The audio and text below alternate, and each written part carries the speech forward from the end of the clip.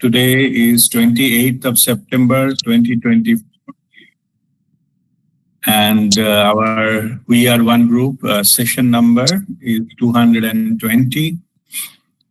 And today we'll discuss, our topic is souls on earth and moksha.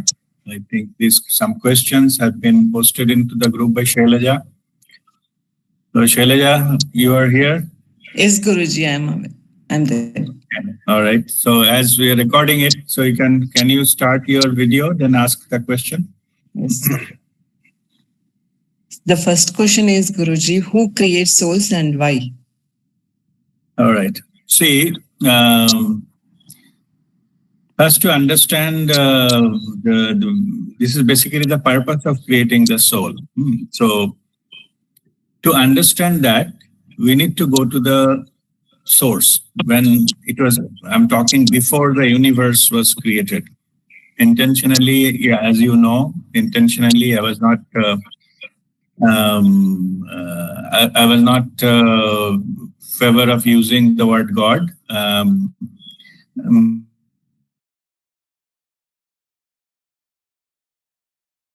Yeah, audio and video. See, then we have to intentionally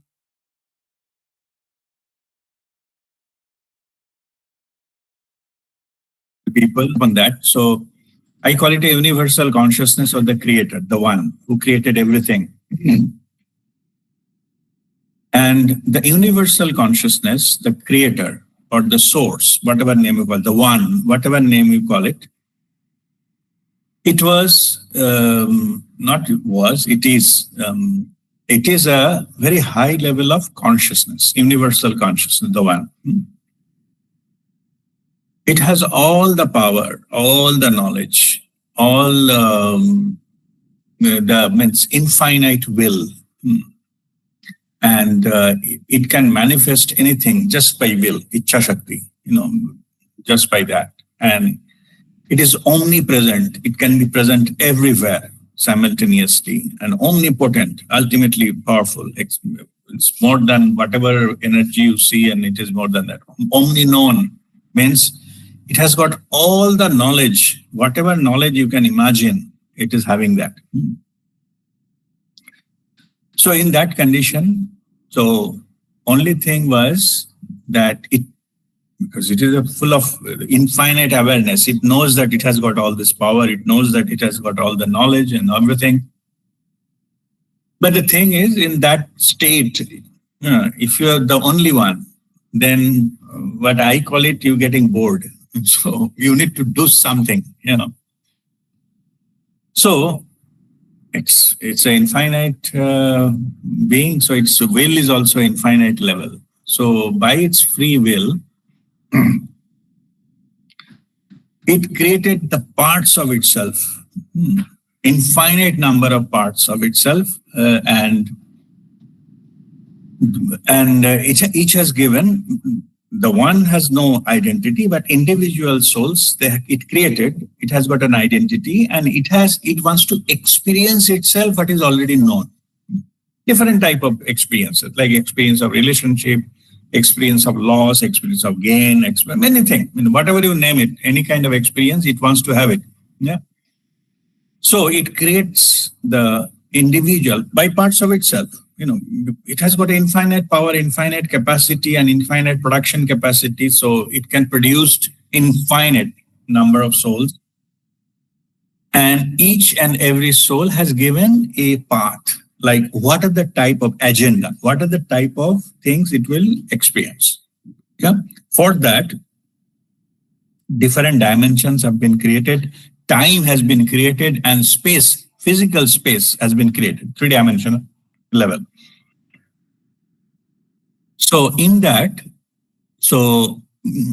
then the time has been created and physical space, three-dimensional space has been created, so that everything has been played out like in a sequence, like in a movie. To have that experience of that movie, you have to see the different scenes of the different parts of the movie, different characters and things like that. So like that, it has been prepared so that Each soul can have its, experience. Each soul also, it has been given almost infinite things to experience itself. So, when that many experiences wants to gather as many ways as possible. Yeah. So now, at the end of its whatever the agenda, there is no other place to go. It will go and march back to the creator. That's it. That's what I said. It is almost infinite, because only at the end of almost infinite experiences, it has to march back to the source. That's it. So that is the path. There's nowhere else to go. So the universal consciousness doesn't have any limitation or identity, but soul has, because it is a part of itself. It creates infinite parts, so many, parallelly going on, everything. Yeah, we can even imagine and fathom that level of, from our point of view, complexity. But all of them have been very finely created and programmed and things like that. And it has just to experience itself. It has got takes different births and things. There are different dimensions are there. Dimensions have been created for a particular purpose of each dimension. So, and Earth is one of them. Earth is a plane, three-dimensional plane, where we have the experience of many things we do. On Earth, we come mainly, the relationship lessons, and lessons means experientially understand them. Knowledge is already there, soul level. The complexity of the experiences, you will be surprised. It has been come here to experience negativity, negative side, dark side, constraints and things like that. All of them need to be experienced, to make it, to experientially overcome them, to experientially find the way out and overcome. That is one of the soul's mission. So, and also it has got on the planet Earth, when it takes birth, it has got some physical body. Even though it starts, when it enters, starts with a mineral, but still it is a physical body. Then it got the plant and animal and then human in the progression of that level. So at the end of it, at the end of human being, when it becomes, it acquires by free will, acquires the spiritual knowledge, and it realizes who he or she is, the soul. Realization, that is the last. That is the awareness level. That's where the enlightenment happens. And after that, no need to take birth and death, because the purpose is over, of the whole thing. So, from that, so at the end of it, then the soul itself, only this is the plane, there is other planes. So higher level of planes, then soul matures itself, gets some more thing. Okay, in three-dimensional reality, the another important thing they come here to learn, that is about the money. In other dimension, there is no money. Only in the earth plane, the three-dimensional plane, there is a money matters. So here we are also come here to experience the money and what it can do and how it can affect, because we are living in duality, good or bad. In soul level, there is no such thing called good and bad. It's all experiences. But anyway, the impact of money in different places, impact on money, in your whatever the things you wanted to do, whatever things you wanted to meet, and you have to relationships affecting money, health affecting money, all these money related things we have come here to learn. There is no other plane, just for your information, where money is there. Yeah. So in higher level, how they transact means, energetically, this is all energy. In fact, money is also one form of energy. So in higher dimension, it is only love and gratitude, no money. So if somebody has done something good for you, express, gratefulness, love, you acknowledge, that's it. There is no such physical, body there anyway. So there is no such thing for physical gratification. But love and gratitude is the thing to balance the energy, and that's it. Anyway, so that's a different issue. So if you go back to the origin of the soul's formation, who created? The question is, who created the soul? The Creator has created. The Creator is the only one who created everything. Why? That is what I explained. Now, many people ask that why is the universal consciousness get threatened or something that it has to create something? No, no, it has not. It's all powerful, all knowledge and everything.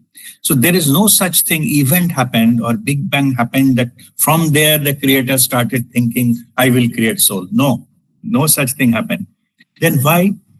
It only, as I mentioned in the beginning, it wants to it's infinite capacity. So its wish is to experience itself in finite ways. That's why infinite part of itself has been created without losing anything of its own. Because from infinite, if you take one small part, it still remains infinite, right?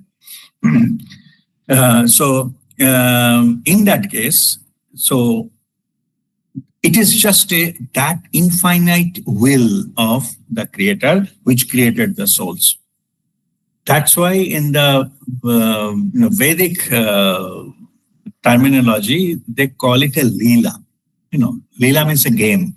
There is no need. There is no compulsion. No, it's a Leela. Like it wishes to play with itself. So it created many souls. That's how it is. So that remains the truth. Truth is, all souls are created as a part of the Leela, just a game. Experiencing itself multiple ways is also a game. You see your tendencies, like as a human being, I'm saying, our tendency also like that. No? We want to experience in a different way. We want to taste different types of food. We want to experience different type of places.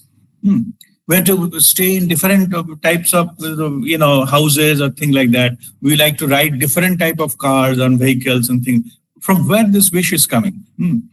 So all these are coming. It is a common nature to experience ourselves in as much ways as possible. So we have five senses. So we use five senses. We sometimes for the ear we wanted to listen to good things or music or something like that and see good things, and maybe we appreciate arts or sunrise or whatever, natural or any other creation we appreciate, and same thing. All the senses, we try to, they call it a feast of the senses. We wanted to treat the senses with the good things, what we appreciate, what we love, what we like. So anyway, that tendency came from the originator. It wants to, our life also, we want to, as many ways as possible, we want to experience ourselves different ways. So suppose when maybe we are in a 10 years old, we visited one place, we liked it. So it doesn't stop there, right? We visited one place, maybe we go another place, maybe another country, in another society, in another culture. We have to experience ourselves, travel different ways. We wanted to go for, the walking and running and by bus or train or taxi, or sometimes we go in the ship and the boat, and we go to submarine and go to take flight, airplane, helicopter. We like to enjoy as many ways as possible. Anyway, so those are the built-in into our characteristics of our soul. It wants to experience as many ways as possible. Major ones are the plan of our soul, which we come with that plan into this lifetime, and what is being played out into this when the life start, the incarnation start, then it played out into that. If you have to have some kind of experience of certain relationships, that characters, they appear into our life path, and then we have some kind of relationship with them. And from that we enrich our experience. So like that it goes. So that is the answer to the first question, that this is the why it was created and created by the creator. By the way, just let me also inform you, some people are too smart. They said, okay, then who created the creator, or who created God? That's a very common question. Let me answer you that. The so-called creator, and there is no space and time there. So it is not that a certain event created it. So it was there, it is there, it will remain there. It is in eternal now. So the question is technically is not correct who created it. Created means a certain frame of time it has happened. No, it is no such thing in that level. It is difficult for us to understand that. But still, if you like to get some kind of answer, so technically it is not possible that at certain event the creator has been created first time. And then definitely who created the creator doesn't apply. But if you still wanted to, go into get that answer, then you can say it is self-created. Okay. Nobody created the creator. It's self-creation. It created by itself. Yeah? So that is the answer to that. But anyway, but there is no such event happen when the creator is created. Yeah? But the souls are created by the creator. That happened. Yeah. And it is almost infinite, as I said, that infinitely, ways that things, and it is like merging back into the source. That's how it happens. These are all the consciousness. It is just like you can treat that like a fully aware energy. So that energy flows into different ways. So it cannot be, created or destroyed. So then, if it cannot be created from where the soul is created, soul has been created from that creator. When it is a part of it, a part has been created. The itself, the matter is not created. Matter means which consists of the soul is not created. That was there. It will be there. It just start, end of the journey, it will merge back with this original, the pull, you can say, if you think it that way. In the consciousness, it will merge, universal consciousness. All right. So that is about the first one. Go ahead with your next question, Shailaja. Yes, Guruji. The second question is, why there are so many bad souls in this world? Okay, this is a good one. See, our experiences are all quite negative.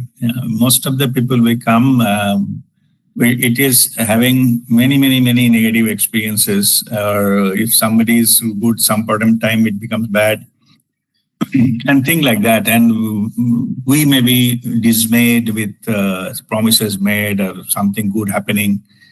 But temporary, when we come to know the truth and realize that it is not so good, something is there.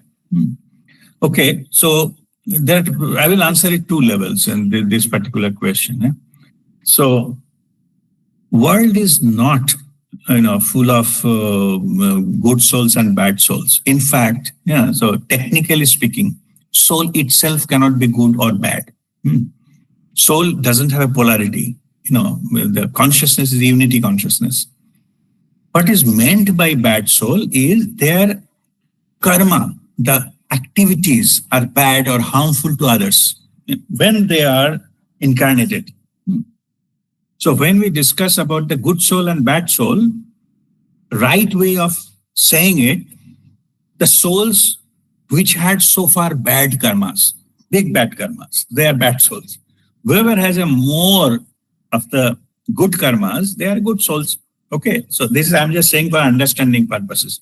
Soul itself is like, it is levelless. It cannot be good or bad. It's always pure, always knows everything, because it's a part of the creator. It's always pure. So it cannot be branded as a good soul or bad soul. So, but still, a lot of people say good soul, bad soul. That, what they mean is that in the incarnations of that soul made so far, most of the things are bad, bad karma. And some of the things with the good soul means most of the things what they have done so far is a good karma. So let me also tell you this way, like when it is a soul matures with awareness. Awareness comes from the experience. So when soul starts its journey, so it's not aware of many things, particularly the interactive part of it, right? So interaction comes later. That is why it has been put into different situations, different environment, different climate, and all those kind of things, different ages type things. So it experientially learn it. But one inherent thing it has in the beginning is survival instinct. Okay. So think of a scenario when, say, first time some animal is born or something. Then it has got a potential. It knows that it has to save itself, like it's a small child. The mother of the animal take care of that baby so that nobody will come and eat them. Yeah. Same here. When the same thing goes up and up there. So first time what they feel after getting birth is threat. Okay. So they learn how to react to it or, oppose to that and all those kind of things. So in other words, they learn in the very early stages of any life. Yeah. So how to defend itself and all. And those things to survival is not a pleasant one because nobody gives away anything. Okay? Only thing they understand about this love and earn from the parents. So when they start understanding it, but most of the places, whenever they go out and all those kind of things, it's all lot of risk and threats and full of them. Yeah. Threat from the same category of animals, say maybe the peer one, from the different types of animal, bigger animal and ferocious animal and carnivorous animals and things like that. The threat from the nature, rain, thunder, and all this flooding or whatnot, and many other. So they develop this. All these are created to make them stronger, and come out with that with experience. So those have been by design, has been created. So, but in this process, what happened is that when we are not into that level of awareness, then most of the time, these adversities, negativities, created negativity in us, that promote negativity in us, and we become one of them, like a bad karma type of thing. Means if I have been bullied in the childhood, I'm just giving some example. I'm bullied in the childhood, when I'm grown up, I will try to bully others. Yeah? So I learned the negative part of it. This happens to generations and generations, the different forms, from animal to human and all this kind of stuff. So that is a built-in there. So first normal expression of interacting with these things is negative. This is one way of looking at it. And another way of looking at it is to go into the positive territory. We need to learn, we have to acquire that. It is not a normal position when we take birth. So as there is so much of negative things, as I just explained, so overall our pull is negative. Yeah. In consciousness mapping, if it's the vibration wise, that now we understand that consciousness mapping, Dr. David Hawkins, 250 is neutral, below is negative, and all these kind of things. And several, almost hundreds of years, it was below 200. Then maybe in the last century, it will come above 200, but still not crossing to 50. Yeah. It's a 210, 20 on that level. It's still now it is. Yeah. It is below to average I'm talking. If you take the average of the vibrations of the people, there are many good people as well, but average wise, it is still negative. And that is why our experiences are negative. We have to learn how to purify ourselves, go beyond that. And, a lot of masters are working on that, but the percentage is still less.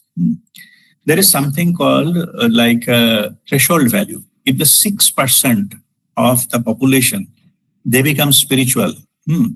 Spiritual means 500 plus. Yeah? So vibration. They can change the mass shift can happen. It is happening, means it is going toward that direction, but so far not happened yet.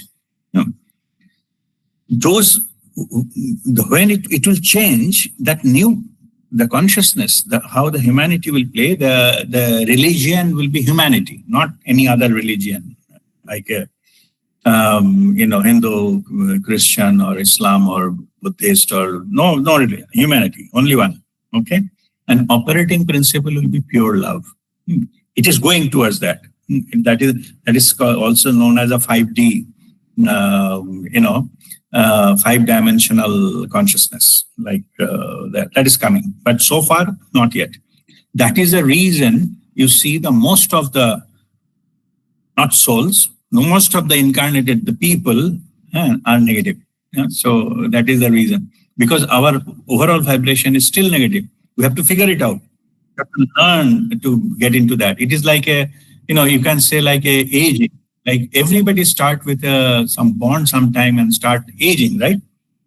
So not all of them cross their mid-age. Not all of them cross 40 plus or 50 plus. Yeah, that is normal. So they are growing. So overall, the human population is still in the negative territory on an average. That's now just explained. Okay, go ahead. The next. Okay, Guruji. The next one is, what is the reason for good souls are very few? Yeah.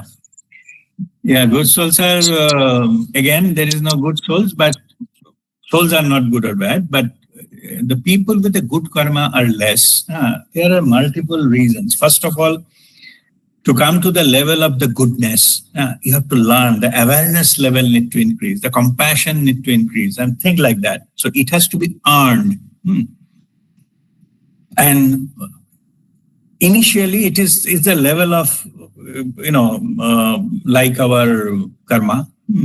So we have to do good karma, but after quite a few hundred of human experiences, lifetimes, we learn that lesson that we are only suffering. We are just going round and round into the negativity, cycle of negativity. We have to come out with our free will and then learn the positive things. All adversities will be there, but we need to overcome them, not to be one of them. To come to this level, we take hundreds of human lives already. It takes that kind of life. And after that, when we go to the positive territory, then all these threats, as overall the art plane, it is negative. We face a lot of what is called adversities. And many a time, if somebody goes to very high level in consciousness, people kill them. They kill Jesus Christ, crucify them, and throwing the stone and all this kind of things. So they need to be also careful and protect them and things like that. And maybe because of that, people still thinking that why I should be going, will do that. Who is the main culprit of not going into that good thing direction? That is our own ego. Our ego logically convinces us there is no point in doing that.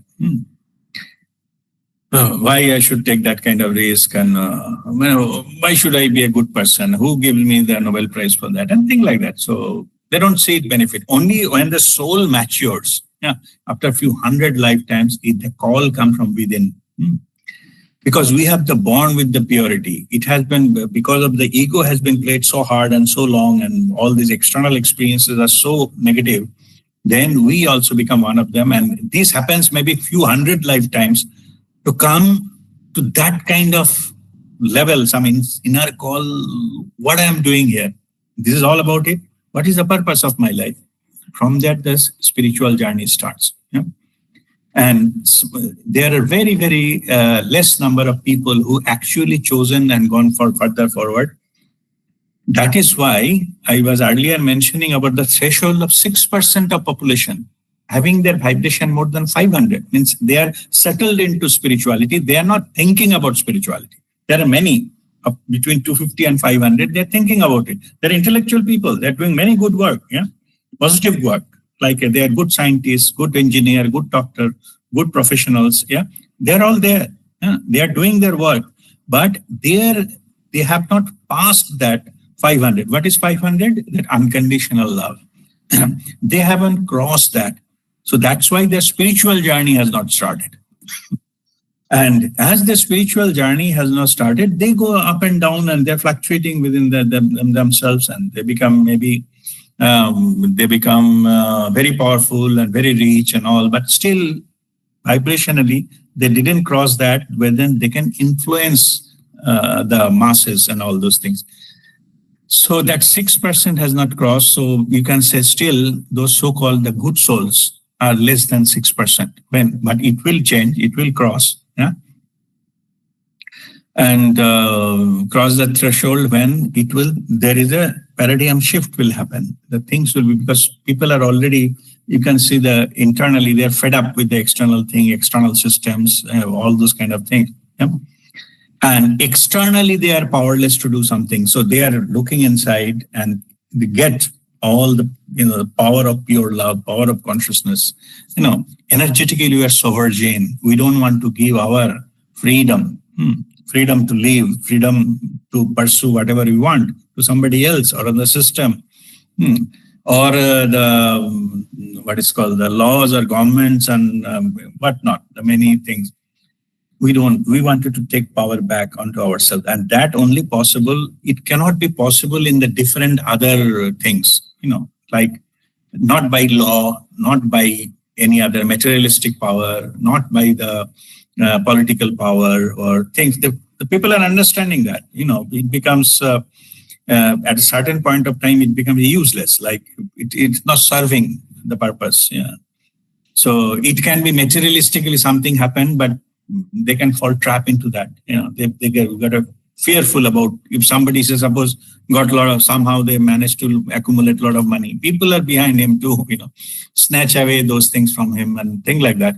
So they realized the flip side of it, and they said, okay, I have a lot of things, whatever I wanted, name, fame or whatever, but I am not enjoying my life. No. Inside, within, under, I'm dying. Yeah. So those kind of liberations, those kind of thing cannot come from the external world. And then the shift happens, and there are masters, they guide them but you have to knock the door to make it open. It is there. Yeah. Anyway, so far, still that 6% has not practicing it. Many might have chosen thinking about it. They think, yes, it's good, I need to do it sometime. Or some people say, okay, if nothing else to be done in the old age, I used to do. Even myself also earlier, I used to think like that. Spirituality is meant for the old people, after the retirement, when nothing can, nothing, I need not to do anything. I'll sit down in a home and doing some kind of spiritual thing. That was the idea I have about spirituality. Anyway, that may be many are thinking like that. Yeah. And that is the reason the good people who are seriously walking the spiritual path, unconditional path. Good means, let us talk unconditional, not transactional. Transactional means you are smart people. Those are below 500. Yeah, positive. I'm not saying they're harmful. They're smart. It's okay. But they didn't go to that level where they can influence the consciousness of the masses. That is why the good souls, technically good soul is not correct, but people with a good karma are very, very less than 6%. And that is the actual answer to this question. Yeah. But it is growing. It will grow. And after 6%, shift will happen from the 6 to 10, 10 to 15, 15 to 20, 25, and all will be very fast. It is only the initial hitch of that particular 6% notch that has to be broken. That is ceiling need to be broken, and other things will be growing exponentially. That age is coming, and that is the golden era is all about. It is coming. But only thing is that whoever has started the journey, whoever has been fallen interest into the spirituality, they become that first 6% who are instrumental into rest of the humanity. That is coming. We all of us, we are on that process of getting that humanity to have that kind of shift. And for us, we are lucky to have Babaji to guide us into all these matters. All right. So the next question. Okay, Guruji. The next question is, why a soul do not stop one to do any bad or harmful things? Okay. See, soul has a free will contract with the incarnated body. Not soul, in fact, the creator has got free will, because without free will, you cannot have experience. Because if everything is pre-programmed, it will be like a robot. You will not. There is no such thing called trial and error and you learning through experiences. So you have to give something, freedom to choose, freedom to act, freedom to learn. All these things need to be there. So by trial and error, all of us after incarnation, that is the reason we forget who we are as a soul. Most of the people, they don't realize that their soul is powerful, they know everything. They have no awareness of that. Why? Because it is like a trial and error. They are learning through it and then developing itself through experience. So, in this matter, as we call it, we have a free will contract with the soul. What is the free will contract? Three things. Soul will not interfere unless until we ask. What are the three things? Right now, whatever we're going to think, right now, whatever we're going to say, and right now, whatever we're going to do, these three things, nobody comes in between.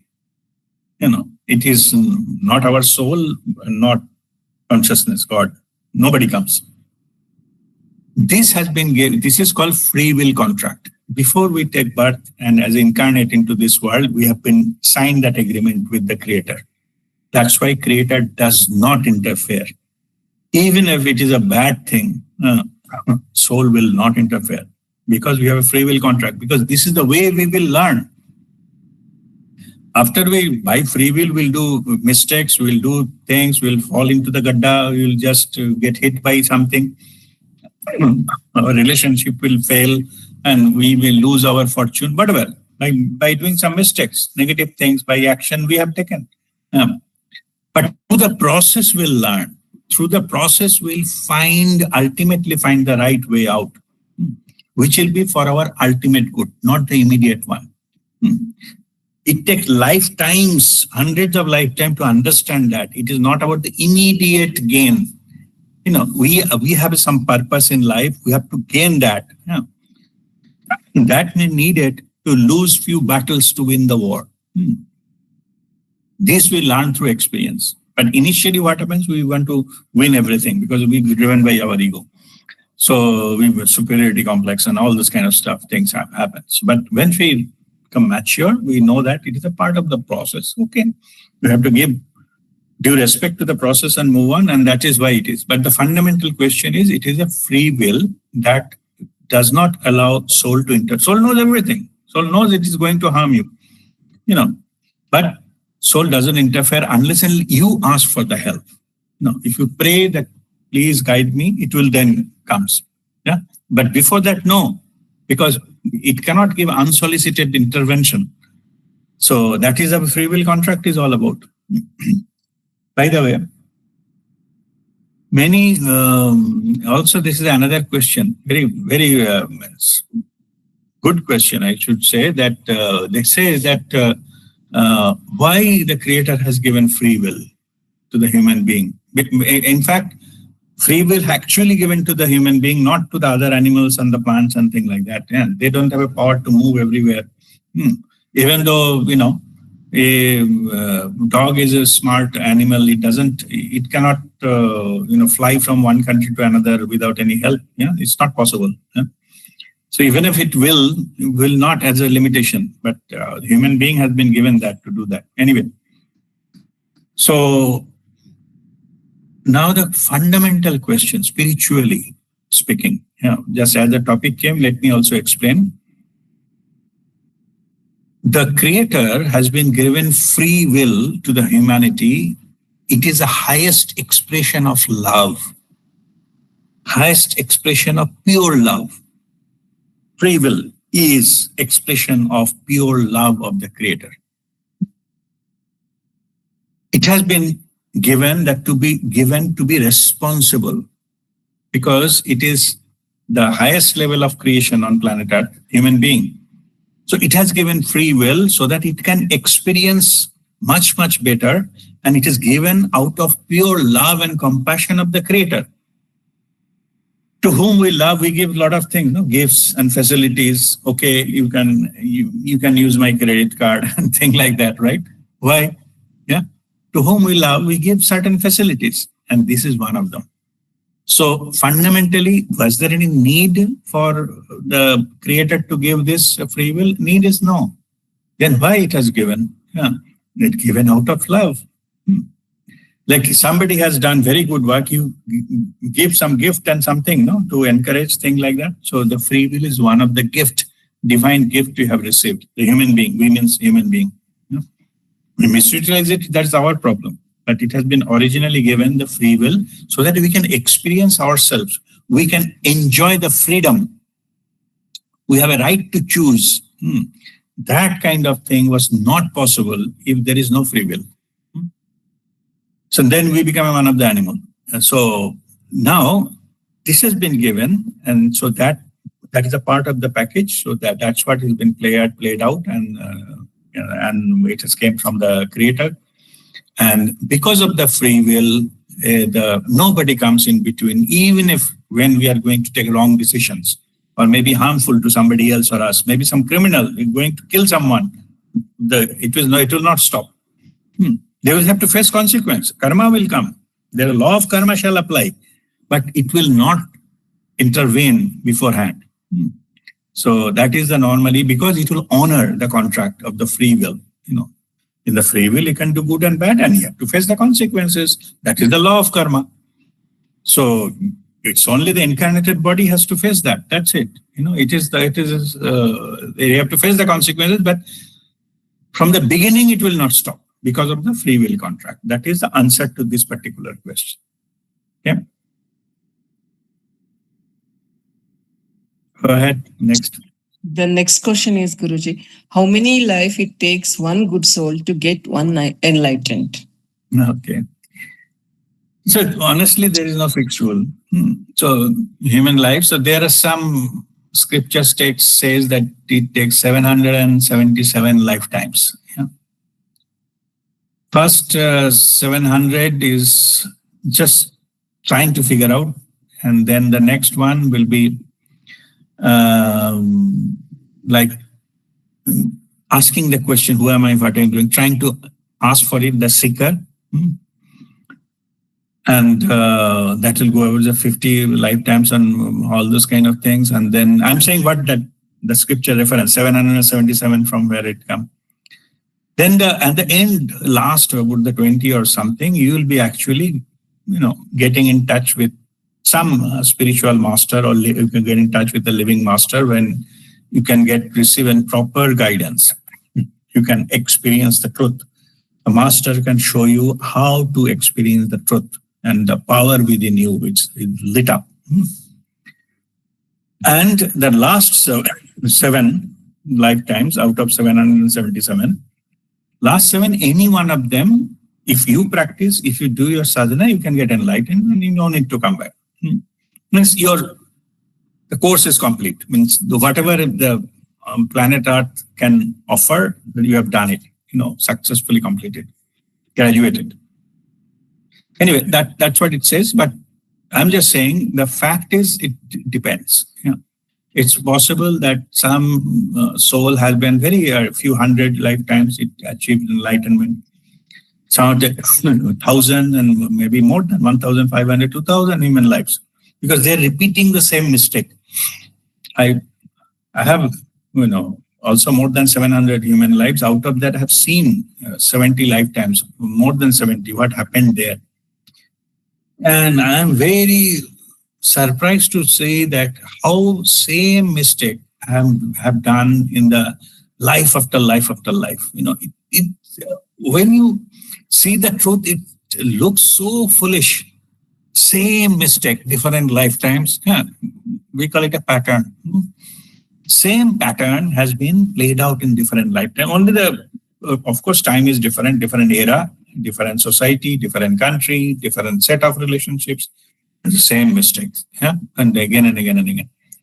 So means if somebody chooses the inner call doesn't come early, they may in the false notion, and they spend their life in like criminal activities and all. They are just increasing the number of lives. You have done a lot of bad karma. You have to come again and again to settle all of them. See, there are many things. Some of them it takes lifetimes. Yeah, some may be thinking, I'm too smart, and maybe say cheated 5 girls in the name of marriage. They didn't marry. They exploited them and things like that. This guy who did this as a smart, he need to come 5 times, and each one of them in those lifetimes, they need to actually get married to settle this karma. And this master say that you can imagine what kind of married life will happen. Yeah. So because it came from the cheating, yeah, 1 lifetime, and the soul knows it. So there is the inner knowingness is there. So that's how that played, and that may be one of the reasons why we found so many marriages are not so good. Yeah? Anyway, so jokes apart, so this is the kind of thing. So whatever we say is a smart move, harm others, get things, it's not going anywhere.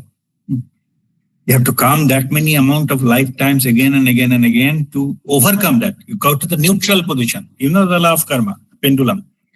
You have done something, it has to go to other side and all. So when the maturity comes, the awareness comes, we don't do that so that we need not to come back again. For all those kind of things. It is possible some of the karma can be put together in one lifetime, but some of them, like this kind of issues, may not be. If I've done a murder, so I need to face that kind of thing in the multiple lifetimes when I will be murdered. Or I will face the terrible tragic death. Something of that nature has to repeat. If I kill 10 people, the 10 lifetimes will come. I have to suffer that pain of death in that 10 different times to neutralize that. Anyway, so that is why it becomes increased, more and more and more. So 770 is a normal range. There earlier, it's possible exceptions to happen, but longer is also equally possible. If I'm not, I didn't follow any of these things and try to follow all the negativity thing in the name of happiness and smartness, and I have a right to enjoy my life, etc. It will continue, some other time. You cannot fool the thing, yeah. Law of karma shall apply. You cannot fool it. Awareness, more you are aware, it is better. Earlier is better. So that is the way it is. So that is the answer to this question. Okay. Yes, Guruji. Can a good soul choose to get enlightened after death? The answer is no. Let me give a proper understanding of that. Yeah? Enlightenment, like self-realization, the soul, realization of your soul consciousness. You are fully aware who are you, like your soul consciousness. So enlightenment happens only in the physical body.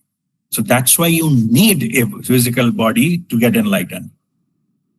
It is also, the fact is, all the karmas are also in the physical body. Karma cannot be settled after death. That's why they have to take birth again. So all the karmic accounts has to be done in the physical body. Like you have to incarnate.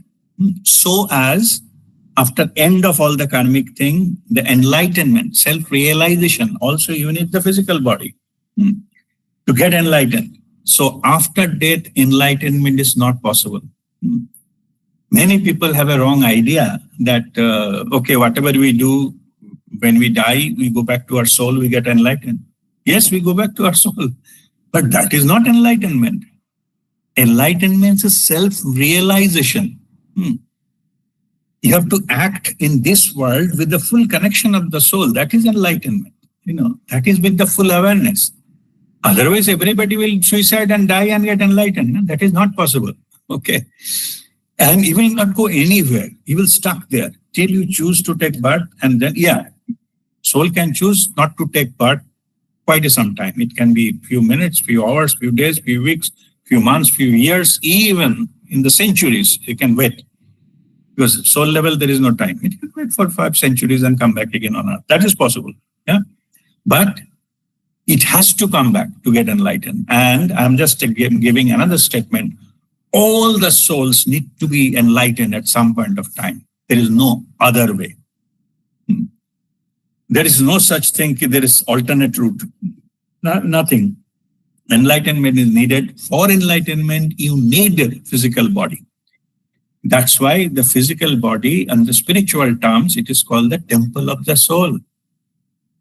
Without temple, you cannot have that kind of so-called sadhana or puja to get the connection. It's not possible. It means for a rocket to take off, you need the base in the rocket launcher, launching pad.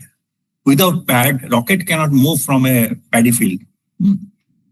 Same here, you need a physical body, the base, strong foundation, and it has got its own characteristics, some certain level of vibration, certain level of purity and things like that. That you have to acquire, you have to learn, so that you can then do the sadhana to get enlightenment. So after death, enlightenment is not possible. You will know everything after death, yes, but it is all about experiential understanding what you came for. Without physical body, experience is not possible. That's why it started with the human body altogether. And from the beginning, why we take body? Human is later form, maybe animal, plant, and all those things happen. You need a physical body. to grow into your awareness through experiences. So in the physical body, you need a physical body to get enlightened. Okay, without physical body, you cannot get enlightened. So this is completely myth that I will die and then I will be, fully with the creator. No, creator कान पकड़ के वापस भेजेगा, चल जाके जा, तो कर क्या, something like that. So you need to. So it is all has to be, the purification has to happen into the physical body. Karma also happens. So you have to go negative karma, then balance them with a good karma and all those things. Then you come to the neutral position. From neutral position, you work on your spiritual thing, and then finally get the broadband connection with the connection of your soul consciousness. With that, you need a physical body for that. And so it is not possible to get enlightened after death. Okay, so it's not possible. So, but once you have enlightened into the physical body, then you need not to come back. There is something more beyond the enlightenment. Yeah, so that will happen without body. But at least you need to have the enlightenment in the physical body. Till you get enlightened, it is not possible to get enlightened after death or some other thing or some other dimension. Not possible. Yeah, it has to come back here. Okay.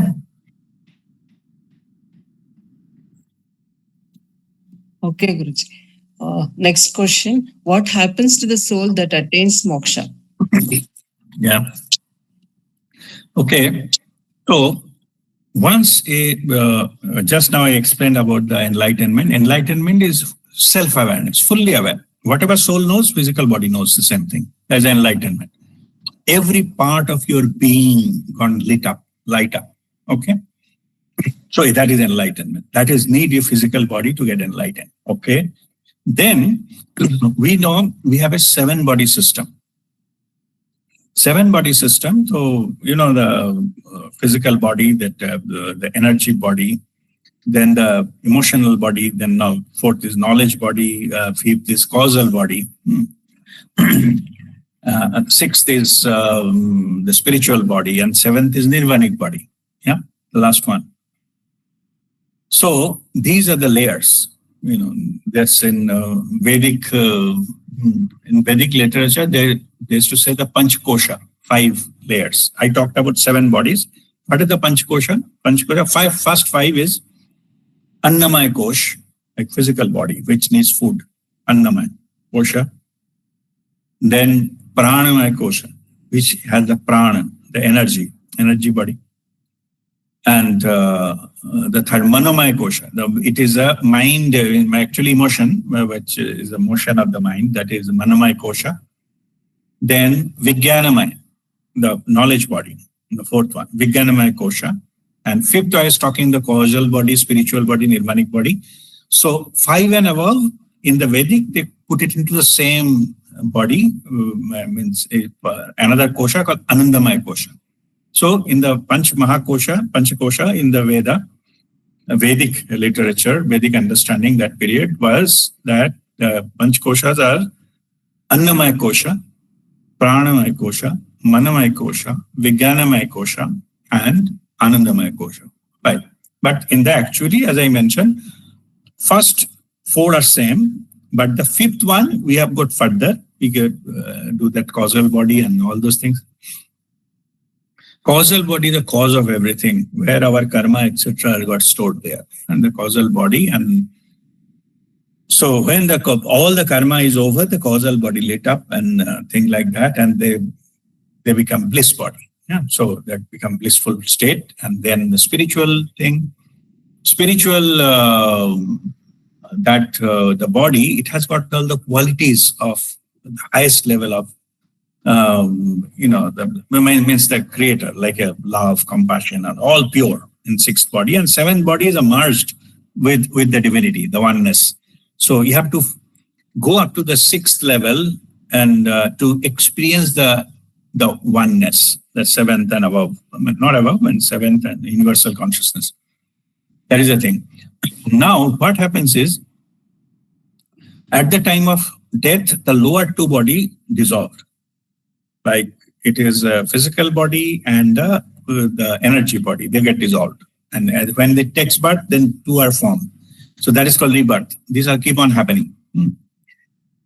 At the time of, but other one is emotional body stays the same, knowledge body is still the same, and the causal body remains that's why the causal body have got all the impression of past lives. Yeah.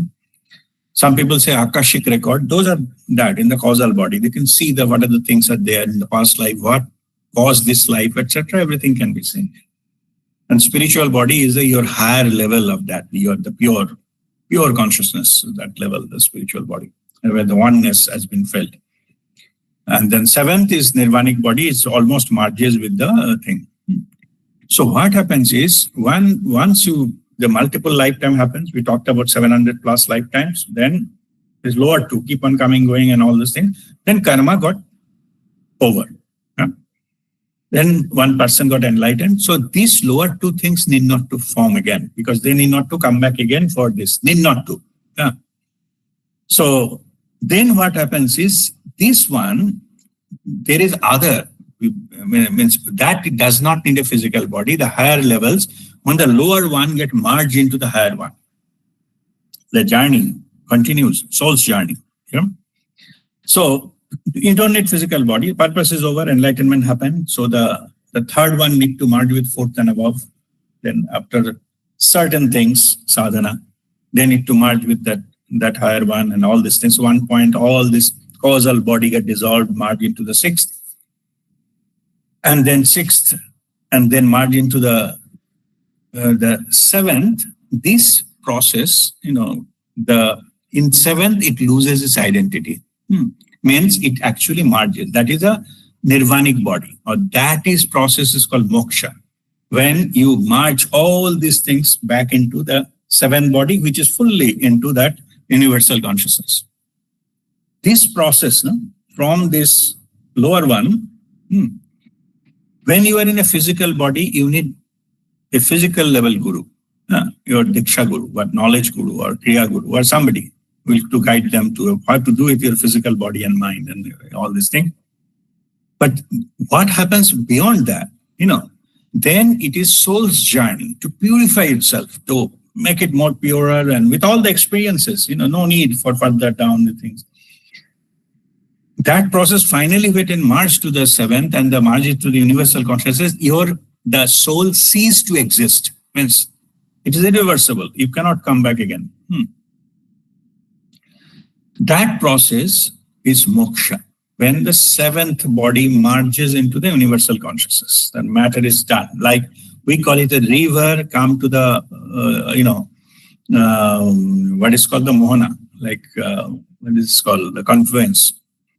So in that, and then it goes into merges into the ocean. Like that, all end of the soul's journey that merges into the universal consciousness. That is moksha.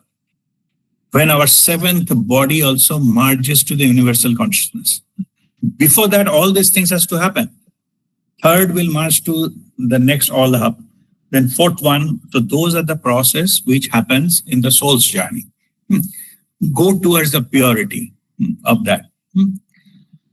So physical body formation, long time before it is gone. But those process continues, and finally, when that happens, that is the moksha. Mahavatar Babaji is the moksha guru of humanity. Will supervise that process when our end of the soul's journey, not human body, not so many lifetime. The lifetime because irrelevant that time. You already, going and merging with that level, and then with merges to the universal consciousness, he supervised that process of merger. That is the end of the soul's journey. You remember I started the discussion saying that the universal consciousness created an infinite part of itself, and then it has given a journey. Also free will. So at the free will, it is choose, and on the process, whatever the junk they have created, like karma, and they have to settle everything, then become pure, come back, then it will get enlightened. But after enlightenment, all these bodies need to get purified. Then come to the level of consciousness where they're ready to march into the universal go back. That is moksha. Yeah. So enlightenment happens in the physical body. You need a physical body. Moksha happens to the soul. That's the end of soul's journey. After that, no coming back. So it is just merger with the universal consciousness, like river merges into the ocean. That ocean, it doesn't lose, means river doesn't lose its water. It is just give it back to the ocean. After it is giving back to the ocean, you cannot distinguish the which water came from this which river. It's all become ocean. Same here. We all become part of the universal consciousness. There is no need for identification. There is no soul part of things. There is no need. We have become part of the same universal consciousness. That is our final destination, and that is moksha. Okay. All right. Okay. Guruji, what is the difference between enlightenment and moksha? Okay, so that is how I just explained. So the enlightenment happen in the physical body. You need a physical body to get enlightened. That is the end of life and death, cycle. But the moksha, the difference is end of soul's journey. So one is end of the physical body, need of a physical body. The other one is the end of your soul's journey. So that is the main difference between these two. Okay. Guruji, can an enlightened soul born again? If the enlightened soul is not born again, then the entire earth will be filled with bad souls, which will be like a hell, right, Guruji? Right. See, what happens after enlightenment, it is true, you don't need to come. So we call it a karma. Karma takes the rebirth to happen. People are taking birth again and again and again because of their karma. Their karma is such, as I said, they cheated someone, they have to come to settle that, things like that. But after enlightenment, before that, all karmic accounts are settled. So then there is no need to come back on earth. There is no karma left. Okay. However, there are some special cases because those souls are so compassionate, because what they choose to come back. Those after enlightenment, other births are possible. Even those are possible out of compassion, they come back. They don't have any karma left, no need to settle anything with anyone. Only thing they come back to teach others, guide others, to show the light. So this second type of birth is called dharmic birth. When one takes birth out of compulsion, they have done some past life, some karma, they have to born again to settle the karma. So that is called karmic birth. At the time of enlightenment, all the karma gets settled, removed. We call it Guru Kripa. It's all Guru Kripa happened, all uplifted in just a moment, fraction of a second, everything goes, all balanced karma. You get liberated and then you go into that enlightenment happens. After that, there is no karma left. So still that particular soul out of compassion may choose to come back and guide others. Okay, so that is called dharmic birth. So there are many spiritual masters and they come not for any karma. So sometimes you see from the beginning of their childhood, they are masters. They're teaching, guiding others. They are the soul in the previous lifetime, they got enlightened. They just choose to come back. They don't need to. They could have, without coming back here, they could have working on that post-enlightenment journey, means from this lifetime towards moksha, they could have, do into that sadhana, but they choose to come back out of compassion because they know that humans are suffering. Most of the things are ignorance, the darkness of ignorance. That's why they choose to be guru. They just come here. Guru means removing the darkness. They choose to help the fellow human beings take birth again by choice. They don't have any compulsion. They don't need to, but they choose to come back and guide others. Those are called dharmic births. This is not very common, but it happens. So some enlightened soul or elevated soul can choose to come back after, in general, no need to come back. There is no need. So, but some of the soul, they choose to come back as a master to guide others. And those are the dharmic birth. That is possible. It is out of choice, even out of free will, they choose to come back. Okay.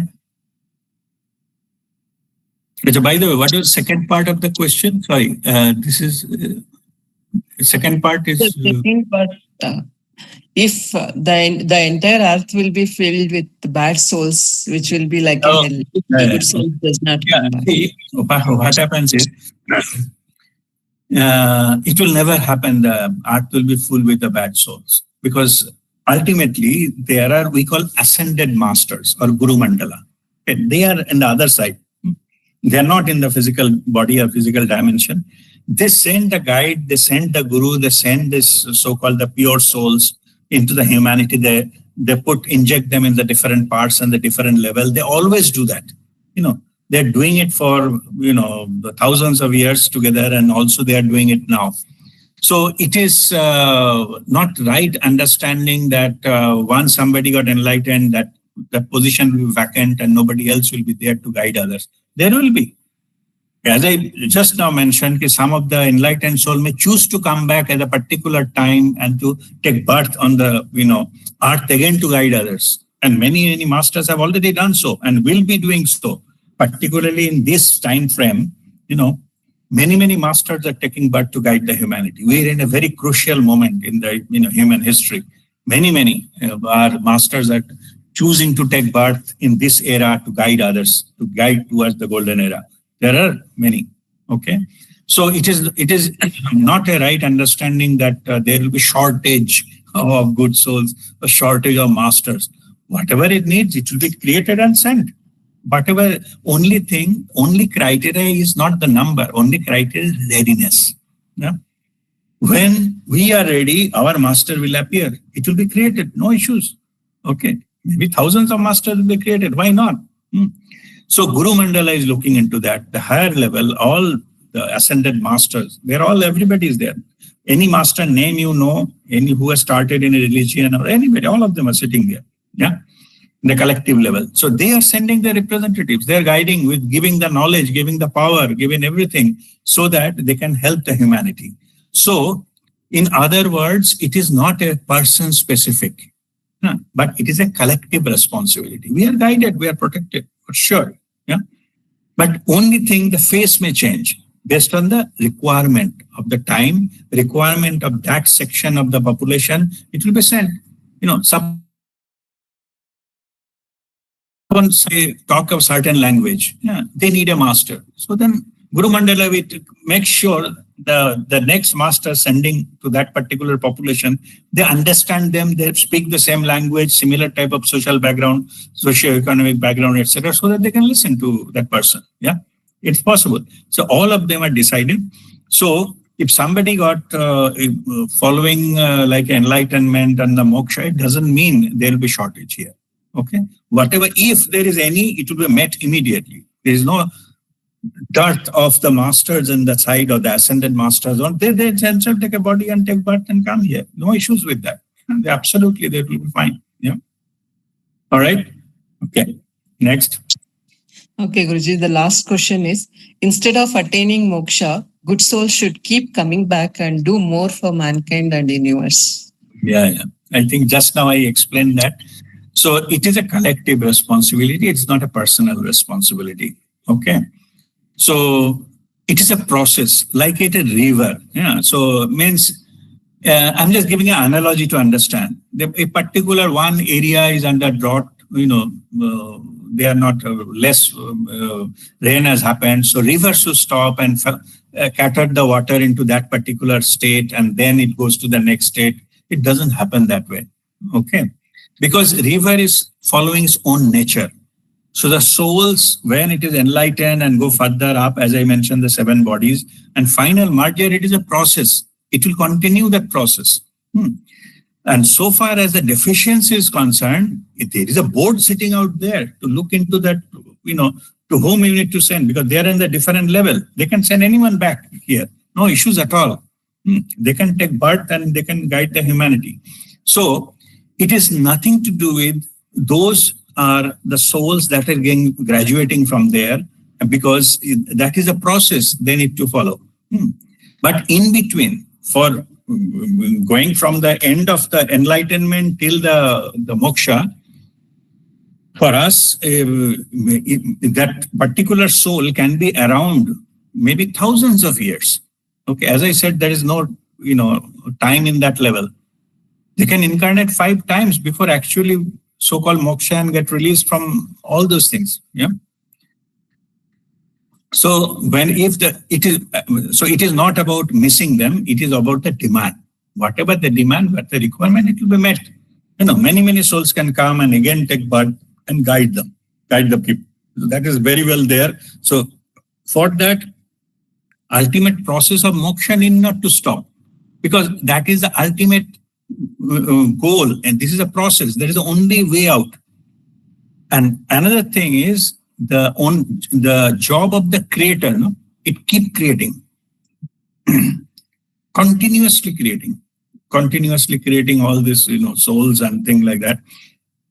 So if you see that merger happen, moksha happen because of that, there will be shortage of soul. No, yeah. In fact, if you see the whole consideration of the everything, only tiny percentage of soul has taken birth here. There are many in the different stages. They can be mobilized. All those are possible. So there is no such thing. There will be the dearth of good souls and things like that. It will never happen that. But as I saying, that it depends upon our own consciousness, how much we evolve. Based on that, they will send the master. Otherwise, what the master will do? They will come and will put them into fire or stone them or hit them and things like that. So that is a wastage of that everything, right? So it's all about raising our consciousness. When we are ready, masters will come. For that, the whole process, soul's journey need not to stop, even to deviate for anything. If one goes, another will come.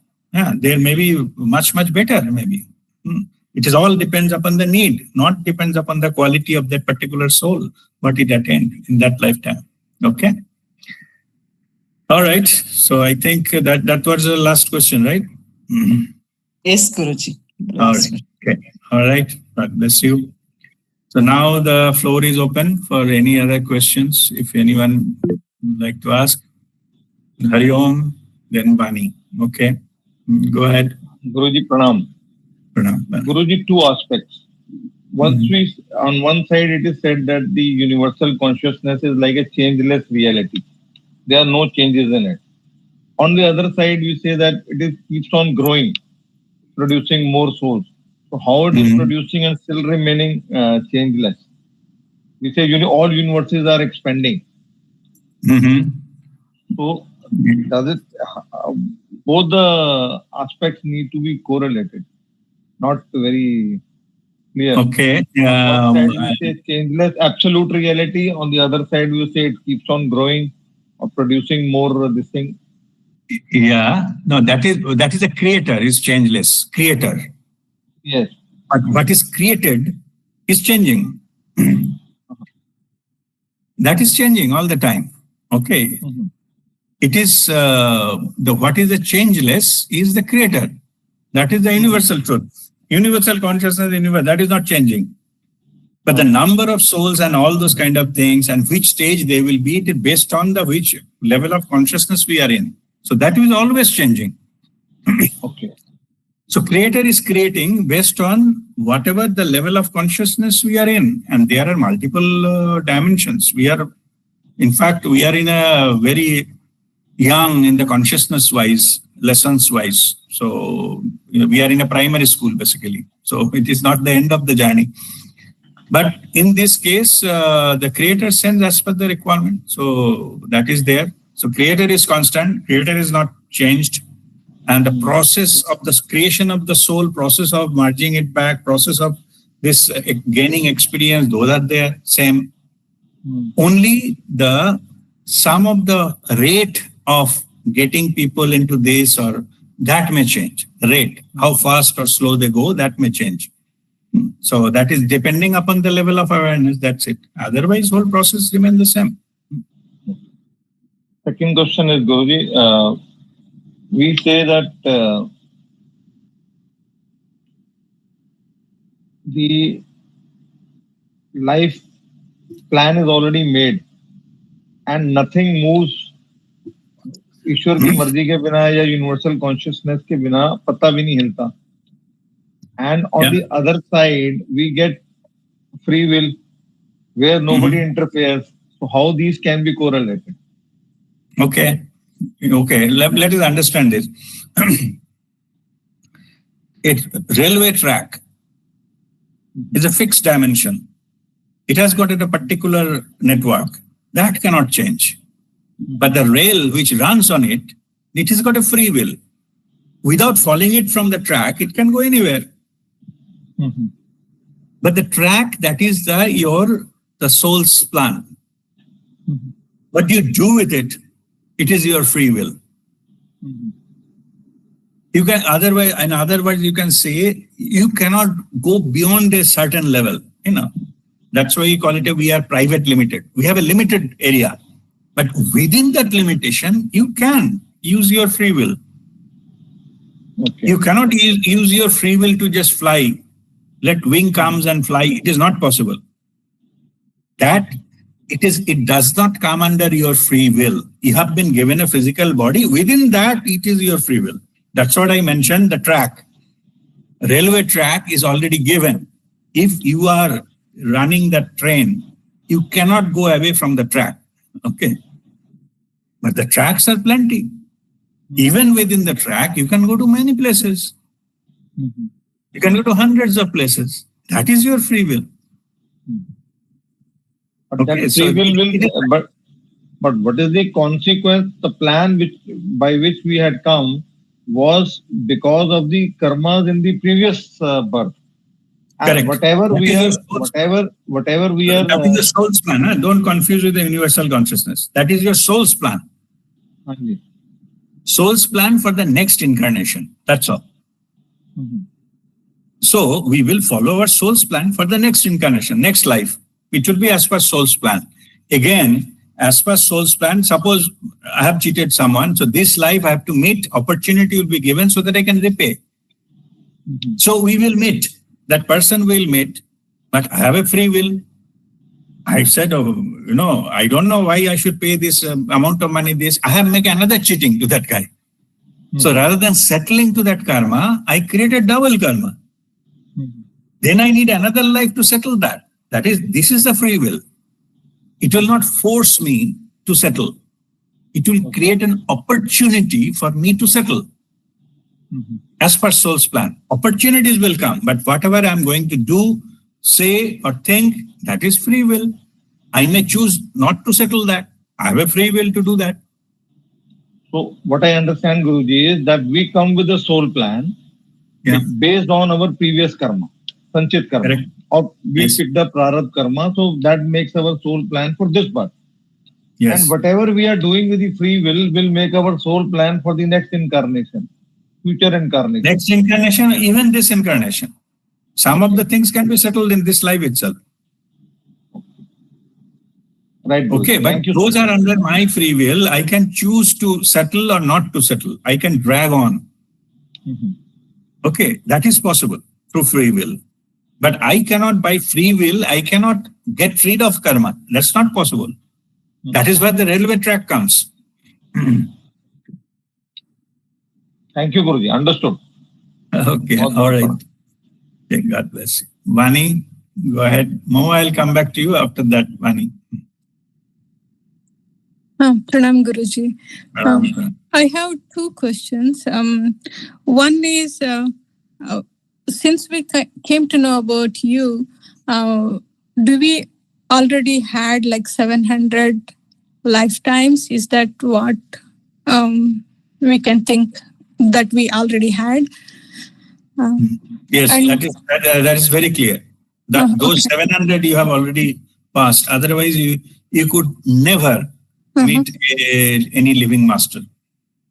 Not only that, you also spend a lifetime when you are searching for a master. There are many, many lifetimes must have happened where you are searching, you didn't get a master to guide you.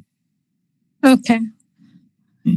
Yeah. So those are all your accumulated, credits you have. Yeah. That is for sure. Okay.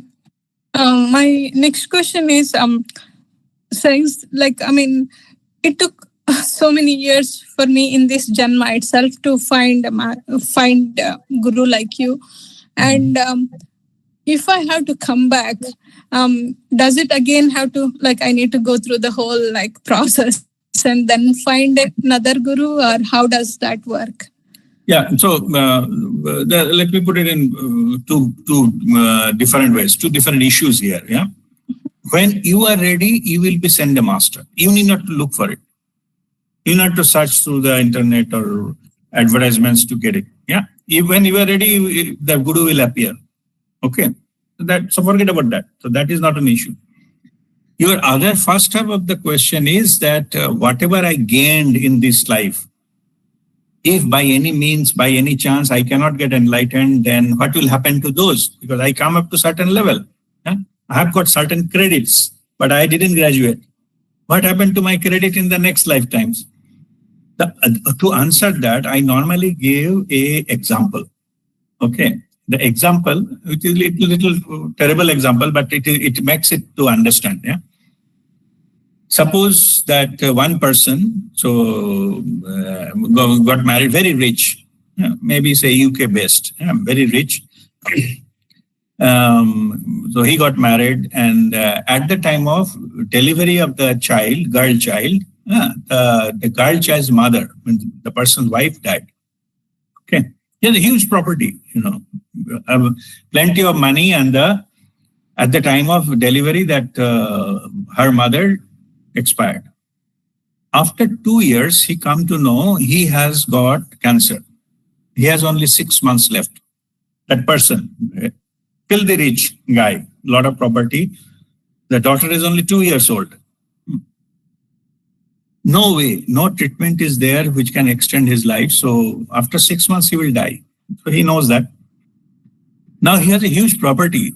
He understands that if I leave this property, no matter who, my daughter will not get anything. Yeah, they may push the daughter out on the streets and they will enjoy my property. As simple as that. Yeah? So what to do? Because he cannot live. He has to, wife has died earlier and he has to die after 6 months. So what do you do? But he needs to protect the child. Child's right is there and all those things, but she herself cannot manage it. She's too young. So what happened was he hired a law firm or something, get it with the arrangement that he will create a trust and put all his property in the trust. Okay, and then supervising by a law firm, that law firm makes sure that there will be whoever will take care of the daughter, they will enjoy a particular place to live. And every month they will get maybe say $25,000 monthly to take care of the daughter.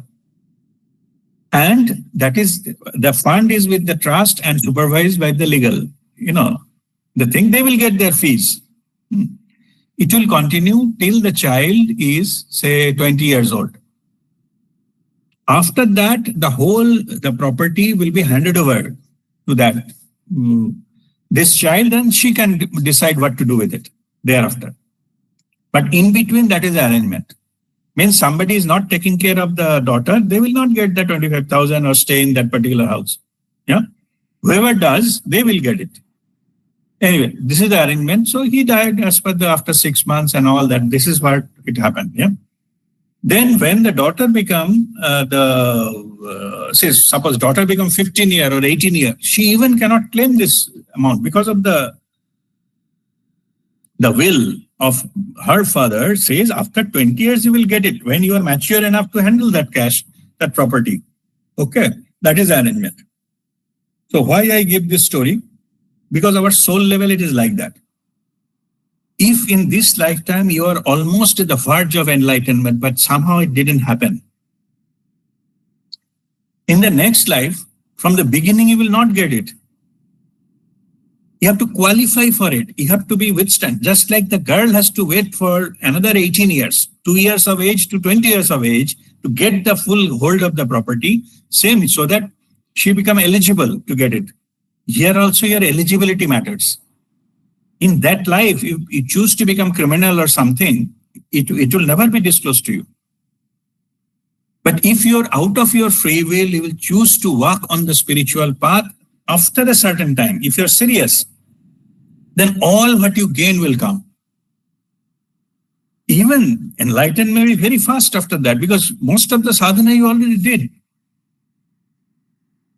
At a certain level, everything will be given to you. Then, in that lifetime, it will be very fast, but not from the beginning. At least the eligibility you have to earn in that life. Otherwise, it will stop there. It will not be handed over to you. Okay, it is like that.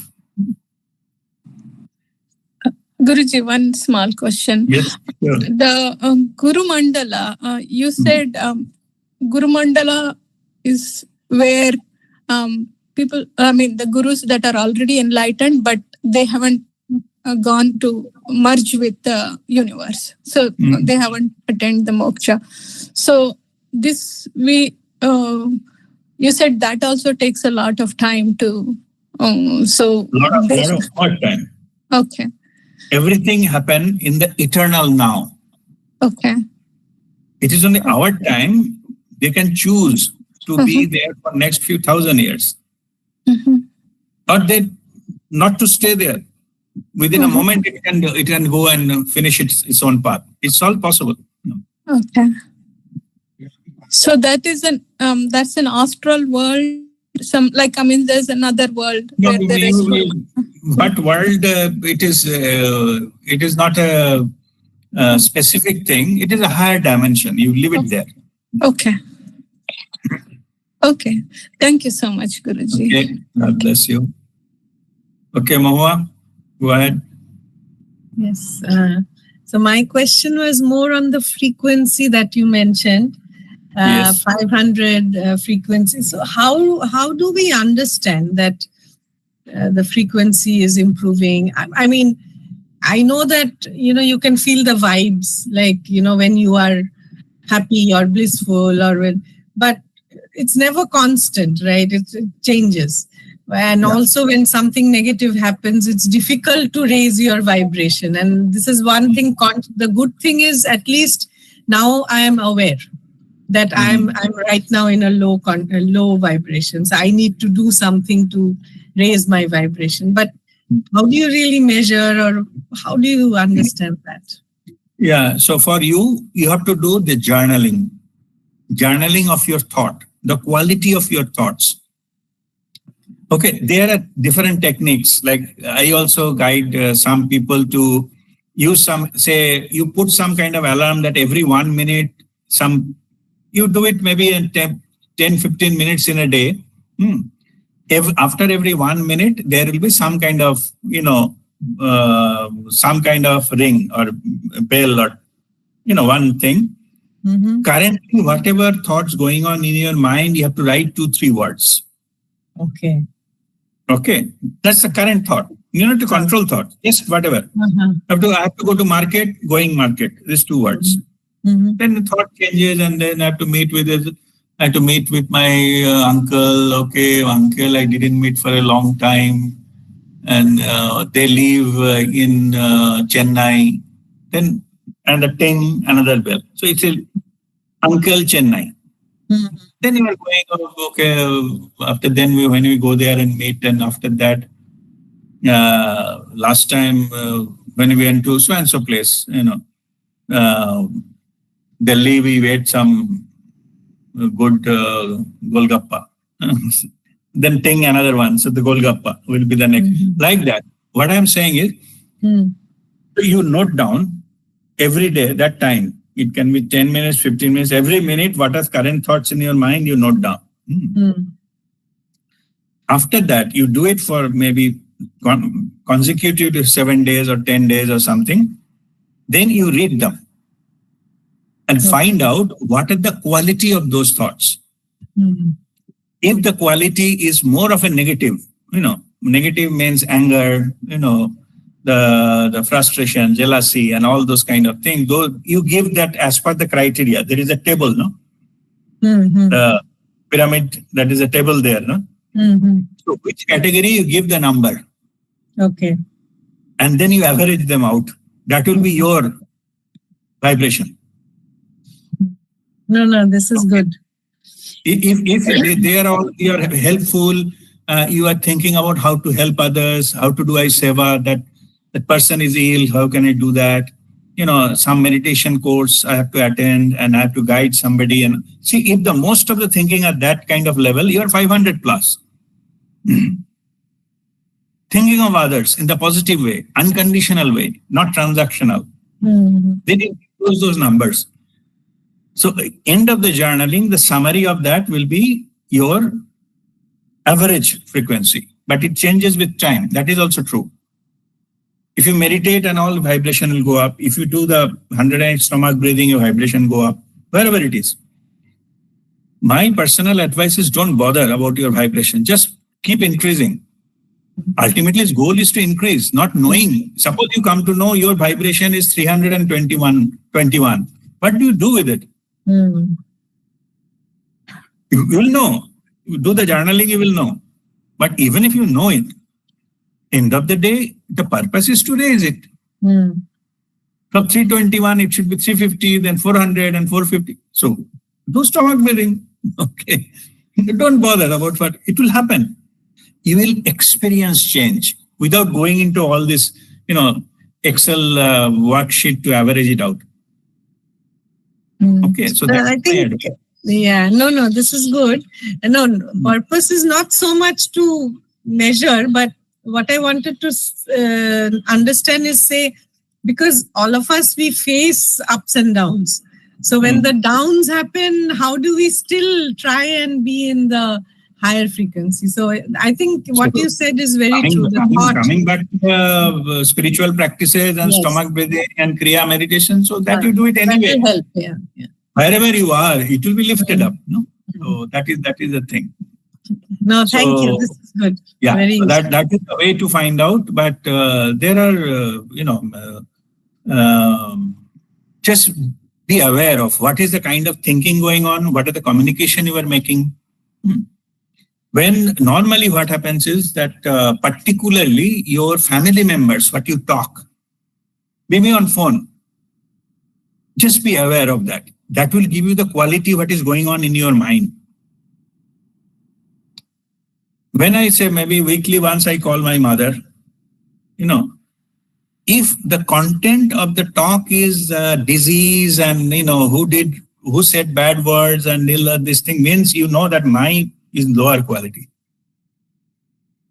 I'm talking to my mother, anything I can talk. But if it is an encouragement, you will be fine and it's a God blessing, something like most of the things are like that. Okay, then my vibration is there. Because as I'm talking to my family members, I don't have any other compulsion. I don't have to impress that person. Right. I'll be myself. Yeah. So many people, they ask me, how do I know that? I said, whenever, if you are not staying your mother, you just be careful what you're discussing with your mother. Right. On phone. The type of words you choose, type of things you discuss, that will determine your vibration level. Anyway, there are many ways to deal with it. But to give you the very shortcut answer, your guru will know exactly what is the level of your vibration. But thing is, guru will not say, because they will always encourage you to improve. Guru's job is not to judge you. That's why I didn't mention it in the beginning. Because that is not the way. Because people will not do the journaling, they will ask the guru. And guru will not say it. Okay. That is but guru knows. Everybody, guru knows which vibration level they are in. And try to improve, because not everybody needs similar kind of advice to be in the next step. They need a different thing. Guru knows exactly what is needed there. And there is another ways also, just as the guru's thing came, because guru is not here to raise his image. Yeah? Sometimes guru says or behave in a certain way, it upset many people. Okay. Suppose, I'm just giving one example, very common thing. People, they discuss with their guru, they want to explain their problem. And most of the guru, they discourage them.